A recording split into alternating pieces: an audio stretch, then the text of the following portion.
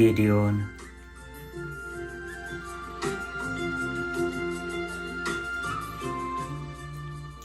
ወይዘሮ ሀረጓ በእድሜያቸው የገፉ ትልቅ አዛውንት ሴትዮ ናቸው። እድሜና እርጅና ተጫጭኖ ቢያጎብጣቸውም እንኳን ጠንካራ ሰው ናቸው። ስራቸው ልትፈርስ ከደረሰች የቤታቸው ደጃፍ ላይ ከሰል መነገድ ሲሆን ባለቤታቸው አቶ አርጋውም እድሜ ተጫናቸው በስራ ጥልቅ ያሉ የሙዝ ነጋዴ ናቸው። በደካማ አቅማቸው ሙዝ በጋሪ እያዘሩ ሲሸጡ ይውላሉ። ሁለቱም ደስተኞችና እግዚአብሔር አምላካቸውን የሚያከብሩ ቅን ሰዎች ናቸው። አንድ ልጅ አላቸው፣ ጌዲዮን ይባላል። ጌዲዮን ላየው ሰው ችግር ቀምሶ የሚያውቅ አይመስልም። እናትና አባቱ አንድም ነገር አጉድለውበት አያውቁም። ጾማቸውን እያደሩ ከሰልና ሙዝ እየነገዱ በአቅማቸው ጥሩ የተባለ ትምህርት ቤት አስተምረውታል። ጌዲዮን ከቤት ውጭ ያለው ባህሪ ትንሽ አስቸጋሪ ቢሆንም እንኳን በትምህርቱ ግን ቀልድ አያውቅም። እናትና አባቴን መጦር አለብኝ ብሎ ስለሚያምን ከክላስ ሁሌም በደረጃ አንደኛ ነው የሚወጣው። ውጤቱ ዝቅ ካለ የመታመም ያህል ነው የሚደርሰው። ወላጆቹም ይህን ስለሚያውቁ ምንም ነገር እንዲጎድልበት አይፈልጉም። ትምህርቱ ላይ ብቻ እንዲያተኩር እንጂ ስራም እንዲረዳቸው አይፈቅዱለትም። አንተ ብቻ በርታ፣ ትምህርትህን ተማር፣ እኛን ተመርቀ ስራ ስትይዝ ትጦረናለህ ይሉታል። አንድ ቀን ጠዋት አባትየው እንደተለመደው ሙዛቸውን በጋሪ ላይ ጭነው እየገፉ ወደ አደባባይ ወጡ። የጠዋቷ ፀሐይ ፍንትው ብላለች። ግርግሩ በዝቷል። አንዷን ጥጋቸውን ይዘው ሙዛቸውን ለመሸጥ ቁጭ አሉ። ሰዓቱ 1 2 እያለ ነጎደ። የጠዋቷ ፀሐይም የሰዓቱን መሄድ ለመጠቆም ይመስላል መሀል አናትን መደብደብ ጀምራለች። አቶ አርጋው ከተቀመጡበት ብድግ አሉና እስኪ ቦታ ልቀይር፣ ምን ነው ዛሬ ያለ ወትሮው ስራው ጠፋ አሉ። ጥሩ ስሜት እየተሰማቸው አይደለም። አደባባዩን ተሻግሮ ወዳሉት ዛፎች ከፀሐይዋ ለመሸሽ ጋሪያቸውን መግፋት ጀመሩ። ሳያስቡት በድንገት አዞራቸውና ዝልፍልፍ ብለው መሬት ላይ ድፍት አሉ። የተወሰኑ ሰዎች እያዘኑ ጭንቅላታቸውን ሲነቀንቁ፣ አንዳንዶቹ ደግሞ ጠጥቶ ሰክሮን የወደቀው የሚሉም አልጠፉም። አንድ ወጣት ልጅ እየሮጠች ውሃ ገዝታ መጣ። ልብሴ ቆሽሻል ሳትል መሬት ላይ ብርከክ አለች። የያዘችውን የእጇን ቦርሳ የአቶ አርጋው ጭንቅላትን ብድግ አድርጋ ከስር አደረገችላቸው። የገዛችውን ቀዝቃዛ ውሃ ቀስ እያለች አፋቸው ውስጥ መጨመር ጀመረች። ከትንሽ ደቂቃዎች በኋላ አቶ አርጋው ነቁ። ሚስቴስ ልጄስ ጌዲዮኔ ብለው ጠየቁ። ልጅቷ በጣም አዘነችና አባባ ነቁ? እግዚአብሔር ይመስገን፣ አይዞት እሺ አባባ ተረጋጉ። ቀና ብለው ትኩር ብለው አዩት። ምን ሆኜ ነው የኔ ልጅ ብለው ጠየቋት። አይ አባባ ምንም አይደል፣ ፀሐይ ስለሆነ ትንሽ አዙሮት ነው፣ ውሃ ደግሞ መጠጣት አለቦት ብላ የገዛችውን ውሃ እንዲጠጡ ሰጠቻቸው። አባባ አለች። አቤት ልጄ አሉ አቶ አርጋው። ልጅቷም ቀጠል አድርጋ ጎበዝና ጠንካራ አባት ኖት። እንዴት ልጄ ብለው ጠየቋት። በዚህ እድሜዎት ለሚወዷቸው ባለቤቶና ለልጆት እየከፈሉት ያሉት መስዋዕት ደስ ይላል። አዎ ልጄ፣ ሚስቴ ደግሞ ከእኔ በላይ ጠንካራ የከሰል ነጋዴ ነች። አንድ ልጅ አለን። እንዴት የተባረከ ልጅ መሰለሽ! በትምህርቱም በጣም ጎበዝ ነው። የነገ ተስፋዬ እሱ ነው ልጄ። ድሮ ይህን ባቅ ስሙን ተስፋዬ ብዬ ነበረ የምጠራው ብለው ፈገግ አሉ። ልጅቷም እግዚአብሔር አምላክ ያበርታዎት አባባ ብላ ከተኙበት አንስታ ከፖርሷ ውስጥ የታሰረ ብር አውጥታ ሰጠቻቸው። አቶ አርጋው አመዳቸው ቡና አለ። እንደዚህ አይነት ብር በእድሜ ልካቸው አይተውም ነክተውም አያውቁም። በፍጹም ይህን አልቀበልም፣ በፍጹም ምን ነካሽ ልጄ አሏት። ልጅቷም አባባ ችግር የለውም የያዙት አለች። ይህን 2 ስር ሙሉ ብር ምን ነው ልጄ ምን ነው? ይሁና ካልሽ ብለው እቅፍ አድርገው ስመው መርቀዋት ተለያዩ። የዛን ቀን አመሻሽ ላይ የሆነውን ነገር ሁሉ ለሚስታቸው ነገሯቸው። እሳቸውም እግዚአብሔር አምላክ መልአኩን ልኮ እንዳተረፋቸውና ገንዘቡንም እንደረዳቸው አወቁ። ማታ ጌዲዮን ከትምህርት ቤት ሲመጣ ክፍት ብሎታል።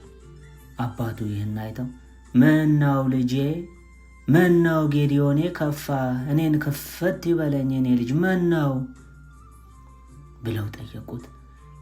ጌዲዮንም አባዬ ትምህርቴን ለመጨረስ የመመረቂያ ጽሑፌንም ለማዘጋጀት ወደ ሆላንድ ደርሼ መምጣት አለብኝ። ለሱ ደግሞ ወደ 70,000 የኢትዮጵያ ብር ያስፈልጋል። አባቱም እንደማሰባሉና እኔ አባትህ እያለሁ ይከፈላላ? ይከፈላል የኔ ልጅ። ጌዲዮን ደነገጠ። እንዴ አባዬ እንዴት ማለት የኬት ታመጣለህ? አቶ አርጋው አንተ መልካምና አገርህን ጠቃሚ እግዚአብሔርን ፈሪ ሁን እንጂ የኔ ልጅ፣ እኔ አባትህ ጉድጓድም ገብቼ ቢሆን አመጣዋለሁ አሉ። ጌዲዮን አይኖቹ በእንባ ሞሉ። አባቱ አንገት ላይ ሄዶ ጥምጥም አለ።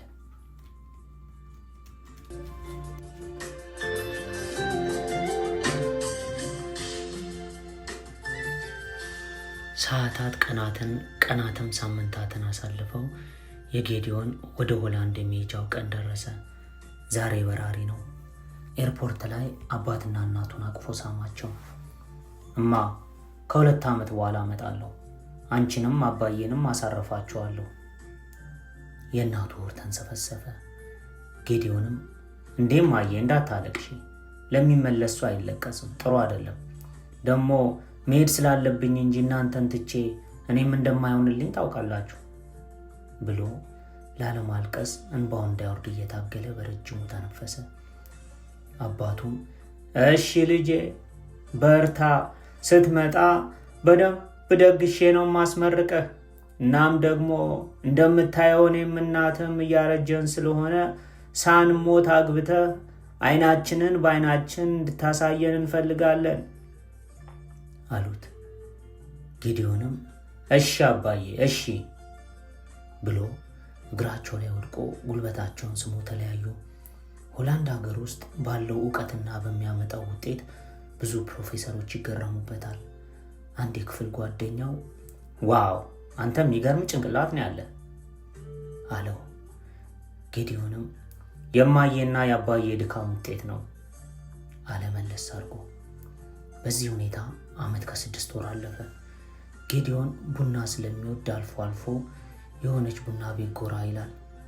እንደ ወትሮ አንድ ቀን በረፍት ጊዜው እዛች የለመዳት ቡና ቤት ቡና ለመጠጣት ጎራ አለ።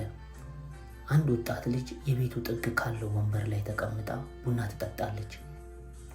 በጌታ እንዴት ታምራለች አለ ጌዲዮን።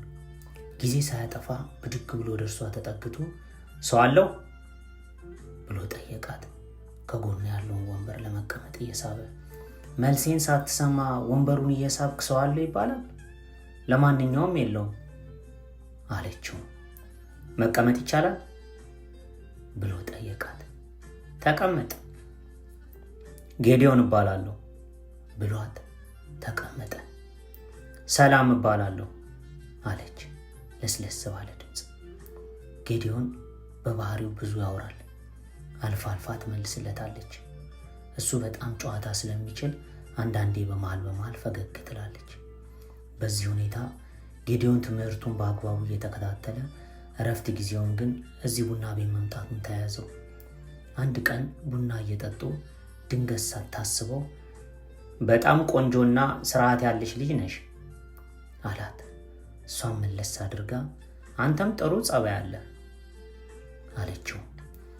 አዲስ አበባ የት ነው የምትኖሪው ብሎ ጠየቃት። ሆላንድ ውስጥ እንደምትኖርና ቤተሰብ ለመጠየቅ አልፋ አልፋ ወደ ኢትዮጵያ ተመልሳ እንደምትሄድ፣ አሁን ግን ለመሄድ እቅዱ እንደሌላት፣ ከሄደችም ምናልባት ከ2 ዓመት በኋላ እንደሆነ ነገረችው። ጌዲዮንም አዲስ አበባ ቤላ ማዞሪያ አካባቢ እንደሚኖር ነገራት። እዚህ ነው የምትኖሪው አለ ቀጥል አድርጎ። አዎ አለች። በጣም አዘነ። ፊቱን አየችና ምን ነው ደበረ? ትናፍቅኛለሽ እንዳትለኝ ብቻ። አዎ ምን ነው አልናፍቅሽም እንዴ አላት። አረ ትናፍቀኛለህ፣ ተጫዋች ነህ፣ ድፍረት ስላለህ ነው እንጂ ብዙም ሰው ማውራት አልወድም አለችው። በዚህ ሁኔታ በጣም መቀራረብ ጀመሩ። አንድ ቀን ለምን የፊታችን ቅዳሜ ራት አልጋብዝሽም ብሎ ጠየቃት።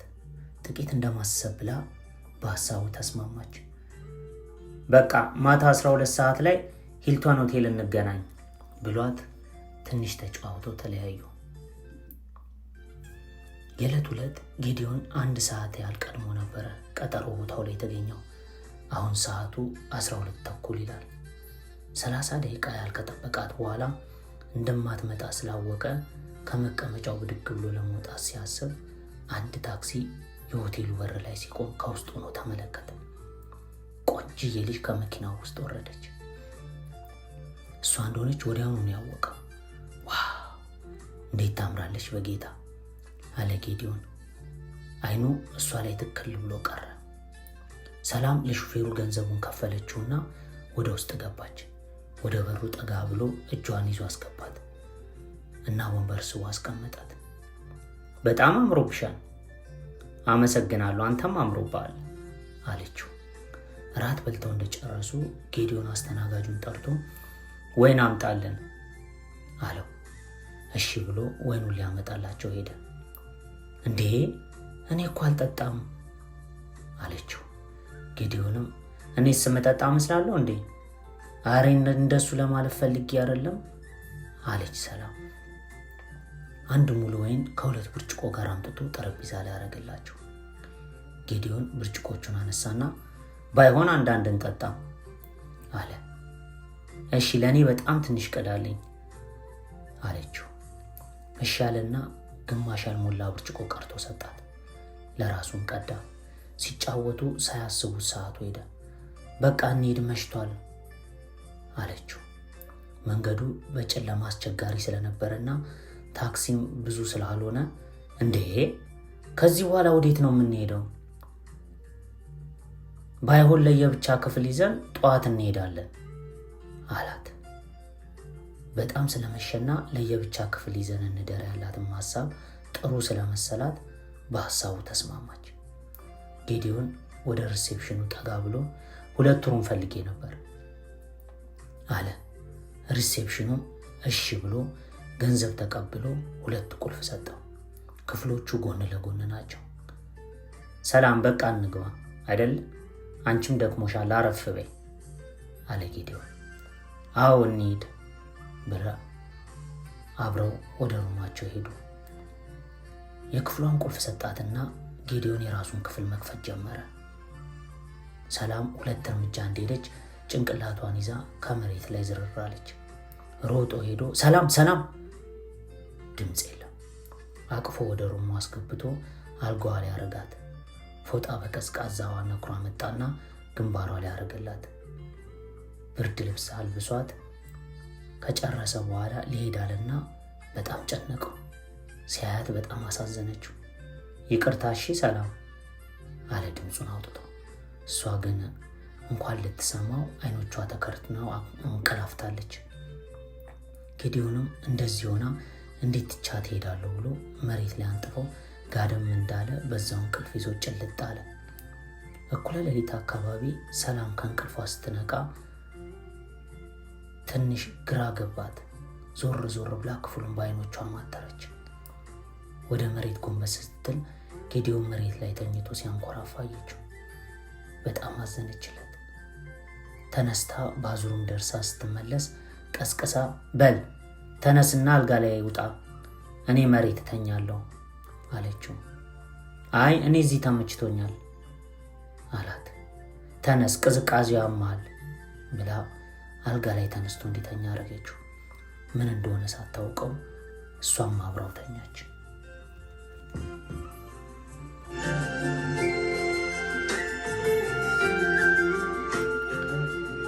ሰላምና ጌዲዮን ጥሩ ጓደኛ ማቾች ሆኑ።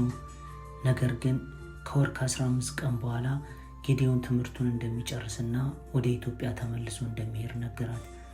ሰላም ብዙም ጌዲዮን ትክክለኛ የሆነ የፍቅር ግንኙነት ውስጥ የመግባት ዓላማ ያለው ስለማይመስል ተናዳለች።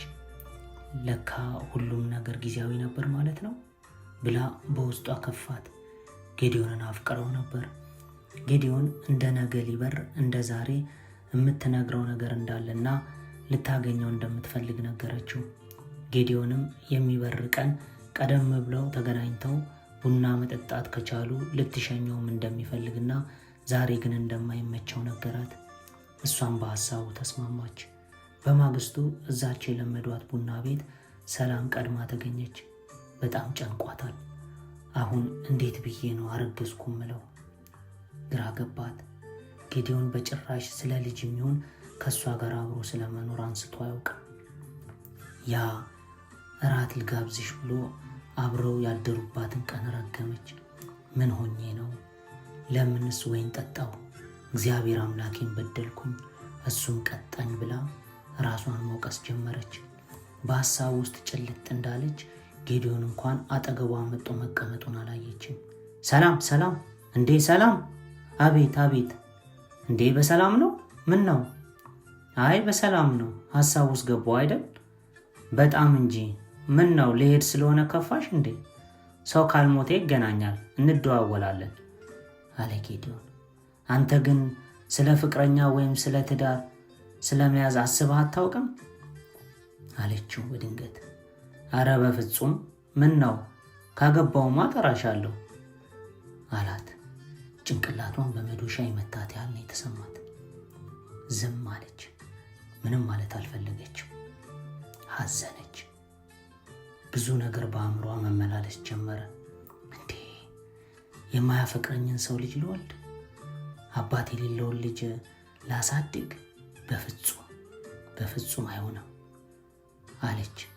ሰዓቱ ስለሄደ ሰላም በቃ ልሸኝህ እንዳይረፍድብህ አለችና ተያይዘው ታክሲ ለመያዝ ወጡ። ጌዲዮን ታክሲ ውስጥ ኤርፖርት እስኪደርስ ድረስ እናትና አባቱን እያወራ በምን ሰዓት እንደሚገባ እየነገራቸው ነው እዛ የደረሱት። ሰላም ለምን እንደመጣች ራሱ ግራ ገብቷታል። ኤርፖርት ሲደርሱ ሰዓቱ ሄዶ ነበር። በቃ አረፈደ ሰላምዬ፣ ልግባ አላት። እደውላለሁ እሺ፣ ራስሽን ጠብቂ ብሏት ጉንጯን አቅፎ ሳማት። ሰላም ግባ አለችው። እንባዋ እየወረደ አሜን ሰላም ሁኚ ብሎ እንባዋን አበሰና ወደ ውስጥ ገባ። በአይኗ ውስጥ ድረስ ተከተለችው። ከይቷ ጠፋ። መሬት ላይ በጉልበቷ ብርክክ ብላ ሆዷን እየዳበሰች ምርር ብላ አለቀሰች።